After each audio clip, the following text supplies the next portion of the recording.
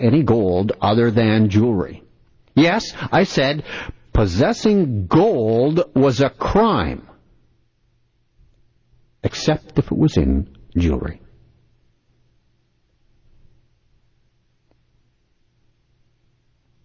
President Franklin D. Roosevelt declared a bank holiday, followed immediately by a highly questionable act of Congress which made it a crime to possess gold. Americans were ordered on pain of severe fine and imprisonment to hand over their gold, in return for which they were given pieces of paper bearing the title Gold Certificate on it. Each of these bills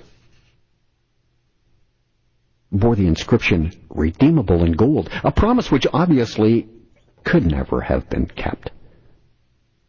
The gold certificates were progressively placed in silver certificates, redeemable in silver, and a claim which goes beyond all reason into the realm of the absurd.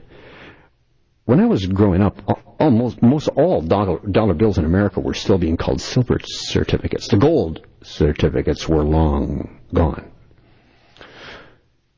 Now the silver certificates have long since been replaced. By what?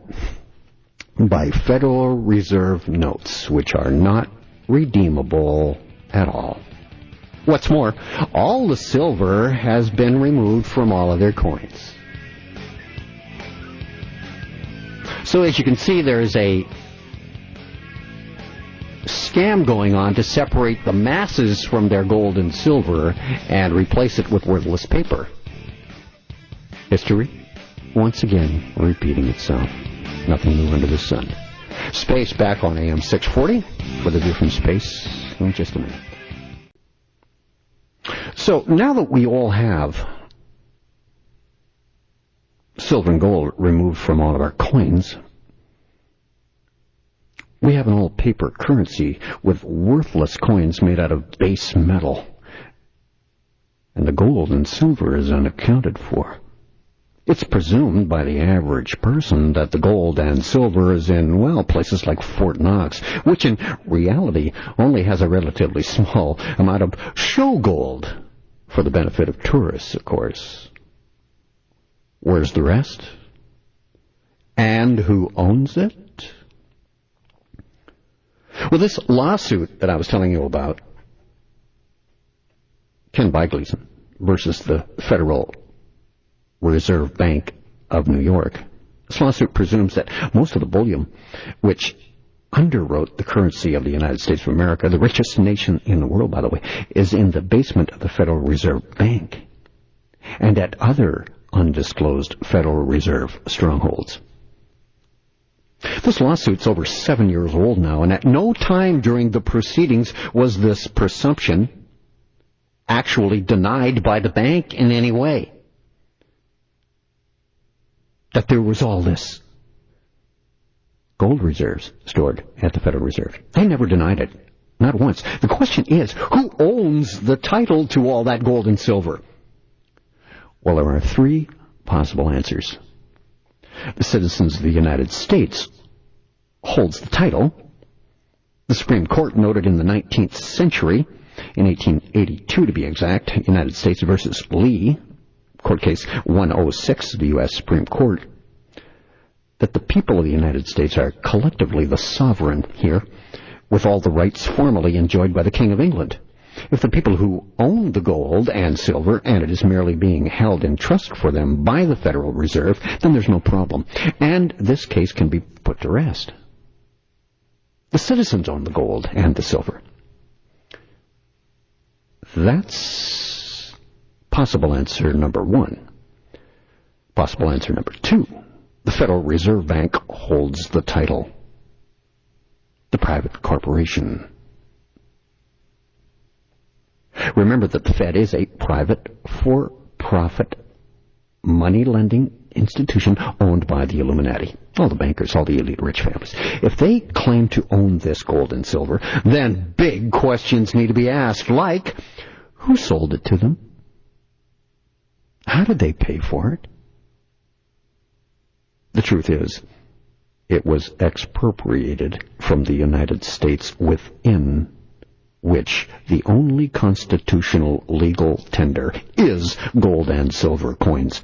Constitution Article 1, Section 10.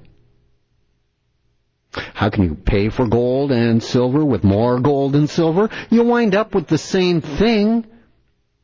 And if not gold and silver, then with what could it have possibly been purchased with? And if it wasn't paid for, and believe me, it wasn't, then how can they own it? Possible answer number 3. The United States holds the title.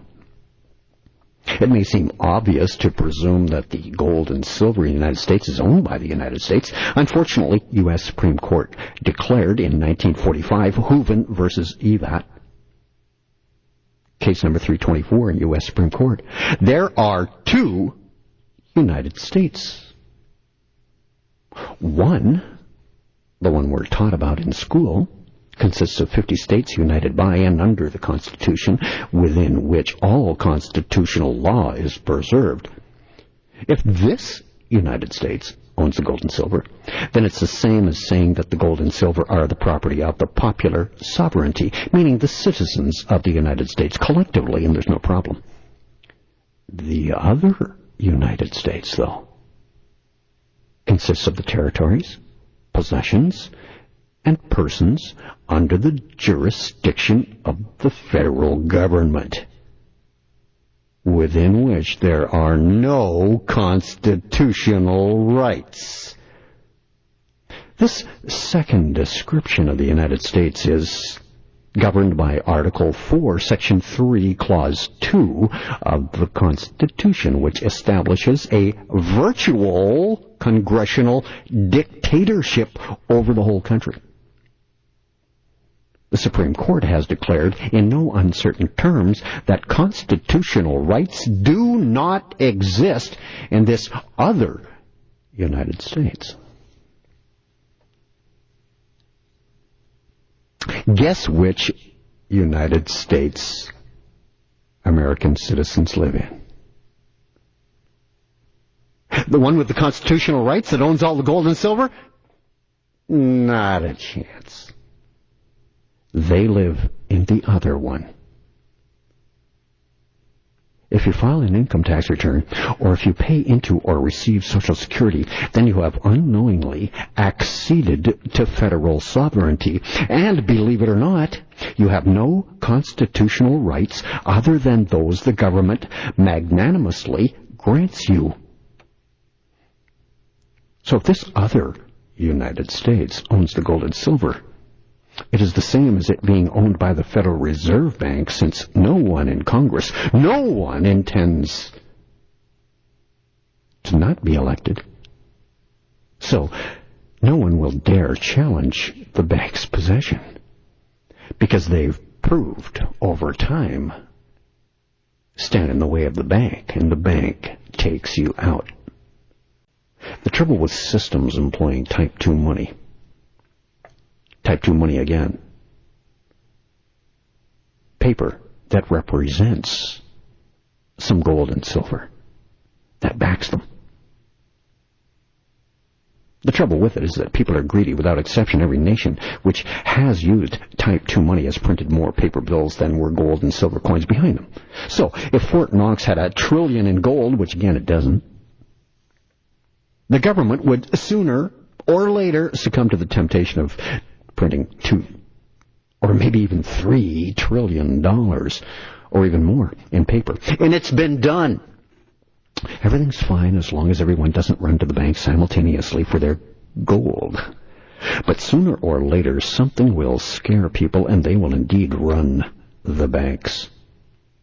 Then the system collapses because there's simply not enough gold and silver to pay on all those certificates. That's exactly what happened. The exact thing happened in 1933, in the midst of the Great Depression. There was a nationwide run on the bank. Why? Because there was a rumor abroad that all gold was going to disappear, which in fact is exactly what happened. Franklin Delano Roosevelt, a loyal bank